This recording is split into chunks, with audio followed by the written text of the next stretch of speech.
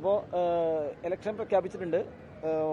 വളരെ കുറഞ്ഞ ദിവസം മാത്രമേ ഉള്ളൂ. ആ ഒരു കുറഞ്ഞ ദിവസം എന്നുള്ളത് NDAക്കൊരു ഇല്ല, ഞങ്ങളെ സംബന്ധിച്ച് തീയതി ഒരു പ്രശ്നമേ അല്ല. കാരണം ഞങ്ങളെ തെരഞ്ഞെടുപ്പുകൾ നേരത്തെ തന്നെ ഞങ്ങൾ സംഘടനാപരമായിട്ടും രാഷ്ട്രീയമായിട്ടും പ്രചാരണത്തിന്റെ ദൃഷ്ടിയിലുമെല്ലാം ഞങ്ങൾ നേരത്തെ തന്നെ തുടങ്ങിക്കഴിഞ്ഞു.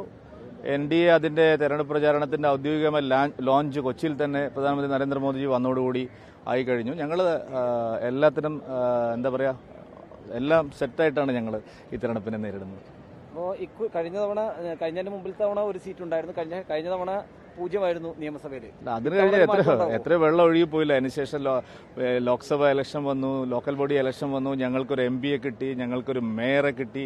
കേരളത്തിലെ ഒരു പ്രധാനപ്പെട്ട രാഷ്ട്രീയ മുന്നണിയായിട്ട് ഇതിനോടകം NDA മാറിക്കഴിഞ്ഞിരിക്കുന്നു. 2024 ഞങ്ങൾക്ക് ചരിത്രത്തിൽ ആദ്യമായിട്ട് താമരയിൽ ഒരു MP ജയിച്ചു.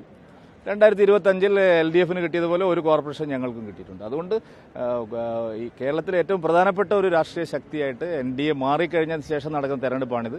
അതിൻ്റേതായിട്ടുള്ള ജനവിധിയായിരിക്കും. ജനങ്ങൾ പൂർണ്ണമായിട്ടും നരേന്ദ്രമോദിജി നേതൃത്വം നൽകുന്ന കേന്ദ്ര സർക്കാരിന്റെ വികസന കാഴ്ചപ്പാടിനനുസരിച്ച് കേരളത്തിൽ വിധി എഴുതും. മോദിയുടെ വികസന രാഷ്ട്രീയത്തിന് കേരളത്തിൽ അംഗീകാരം കിട്ടാൻ പോകുന്ന ആദ്യത്തെ പ്രധാനപ്പെട്ട തെരഞ്ഞെടുപ്പായിരിക്കും ഇത്. ഇനി K. സുരേന്ദ്രനോടുള്ള ഒരു ചോദ്യമാണ്. അതായത് കഴിഞ്ഞ തവണ 2 മത്സരിച്ചത്. പക്ഷേ അതിനുശേഷം ഒരുപാട് ട്രോളുകളൊക്കെ വരേണ്ടി വന്നു. പക്ഷേ ഇക്കുറി അതൊക്കെ മാറ്റുണ്ടാവും. അല്ല, 2 പരാജയപ്പെട്ടത് ചെറിയ വോട്ടുകൾക്കാണെന്ന് നിങ്ങൾക്കറിയില്ലേ. അപ്പോൾ അതുകൊണ്ട് കഴിഞ്ഞ തവണത്തെ തെരഞ്ഞെടുപ്പല്ലല്ലോ, 5 വർഷത്തിന് ശേഷം നടക്കുന്ന തെരഞ്ഞെടുപ്പാണ്. അതിനിടയിൽ ഒരുപാട് രാഷ്ട്രീയ മാറ്റങ്ങൾ കേരളത്തിലുണ്ടായിട്ടുണ്ട്. അതുകൊണ്ട് ഇത്തവണ BJP കേരളത്തിലെ ഏറ്റവും നിർണായകമായിട്ടുള്ള ഒരു രാഷ്ട്രീയ ശക്തിയായി മാറുമെന്നുള്ള കാര്യത്തിൽ ജനങ്ങൾക്കും സംശയമില്ല, ഞങ്ങൾക്കും സംശയമില്ല, മാധ്യമപ്രവർത്തകർക്കും അത്ര സംശയം ഉണ്ടാവാൻ സാധ്യതയില്ല. ഏതായിരിക്കും BJPയുടെ പ്രധാന മുദ്രാവാക്യം ഇത്തവണ? അല്ല, വികസിത കേരളം എന്നുള്ള ഒരു ശരിയായ കാഴ്ചപ്പാട് ഈ തെരഞ്ഞെടുപ്പിൽ ഞങ്ങൾ മാത്രമേ മുമ്പോട്ട് വെക്കുന്നുള്ളൂ. 7 പതിറ്റാണ്ട് കാലം LDFും UDFും കേരളത്തെ ഭരിച്ചു മുടിച്ചു. അവർ രണ്ടല്ല ഒന്നാണെന്ന് ബോധ്യപ്പെട്ടിരിക്കുകയാണ്. കേരളത്തിൽ ഇപ്പോൾ ചർച്ച ചെയ്യുന്ന എല്ലാ സുപ്രധാനമായ രാഷ്ട്രീയ വിഷയങ്ങളിലും LDFനും UDFനും ഒരേ നിലപാടാണ്.